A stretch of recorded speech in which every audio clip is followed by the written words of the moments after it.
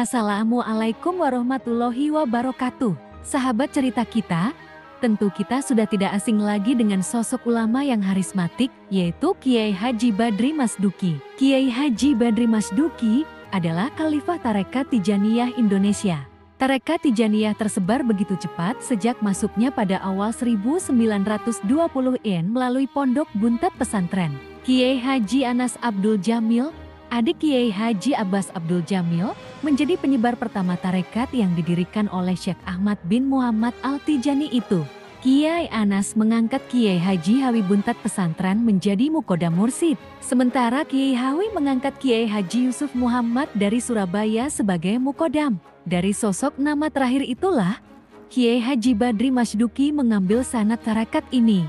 Kiai Badri lahir pada 1 Juni tahun 1942 di Prenduan, Sumeneb, Madura, Jawa Timur. Ia merupakan putra tunggal pasangan Kiai Mas Duki dan Nyai Musyarah Saifullah. Kiai Haji Badri Mas Duki, kiprah dan keteladanan karya Saifullah, Yogyakarta. Pustaka Pesantren, 2008. Ayahnya sejak sebelum menikah sudah terbilang mensub. Sejak usia Kiai Badri 7 bulan dalam kandungan, Kiai Mas Duki sudah hilang. Sampai masa putranya lahir dan berusia 2 tahun, tak banyak orang mengetahui keberadaan Kiai Mas Duki. Saat usia 2 tahun itu, Kiai Mas Duki menemui putranya sembari memberi surban dan delima kering.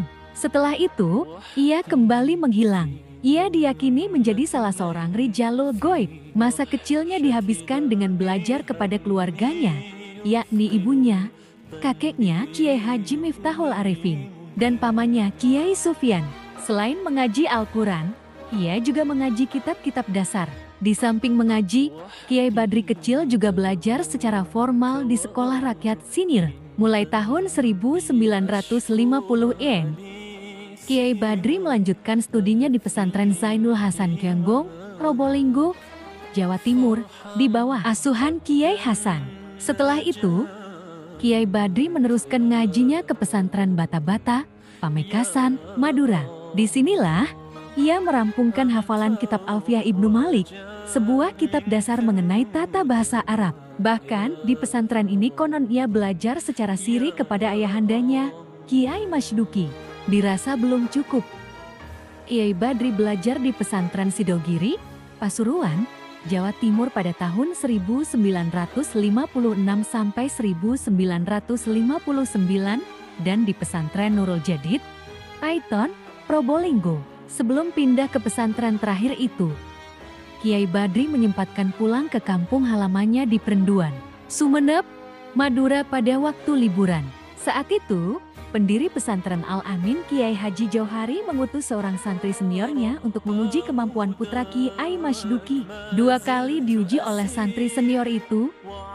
2 kali itu juga Kiai Badri dengan mudah menjawab segala pertanyaan yang diajukan kepadanya. Mendengar kemampuannya yang luar biasa itu, Kiai Haji Jauhari justru khawatir Kiai Badri menjelma seperti sosok ayahnya yang menjadi rijalul ghaib. Tarekat yang diamalkan Kiai Badri ini sejak mula kedatangannya di Indonesia sudah dipersoalkan.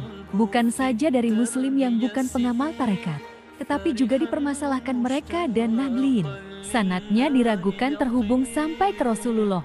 Persoalan ini dijawab dalam forum Bahsul Masail pada pelaksanaan Muktamar Nahdlatul Ulama. Forum tersebut menyepakati kemutabarahan tarekat Tijaniyah. Namun, ada beberapa orang yang masih mempermasalahkan hal tersebut sehingga mengajukan agar kembali dibahas. Kiai Haji Abbas Abdul Jamil Buntet tak segan untuk mufarakah dari Nil jika tarekat Tijaniyah itu kembali dibahas. Sikap serupa diambil oleh Kiai Haji Badri Mas Duki. Ia rela melepas amanahnya sebagai Rais Salits di pengurus wilayah Nahdlatul Ulama PWNU Jawa Timur ketimbang harus melepaskan diri dari tarekat Tijaniyah yang amat dicintainya itu.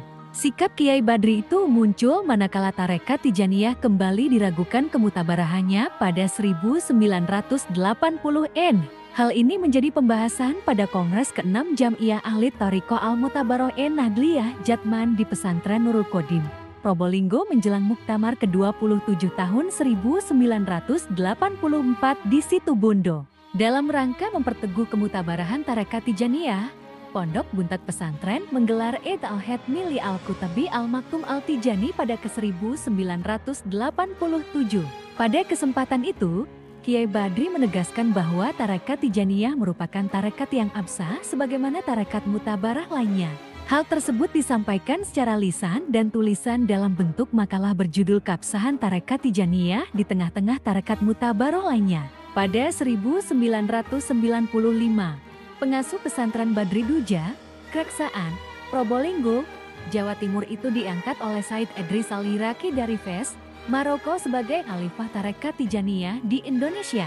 7 tahun setelahnya, Kiai yang juga dikenal sebagai singa podium dan pendekar Baksul Masail itu wafat, tepatnya Senin 14 Oktober tahun 2002, jam 1:45 waktu Indonesia Barat di kediamannya. Kiai Badri dimakamkan di halaman samping Masjid Darussalam Pesantren Badri Duja, Kreksaan, Probolinggo.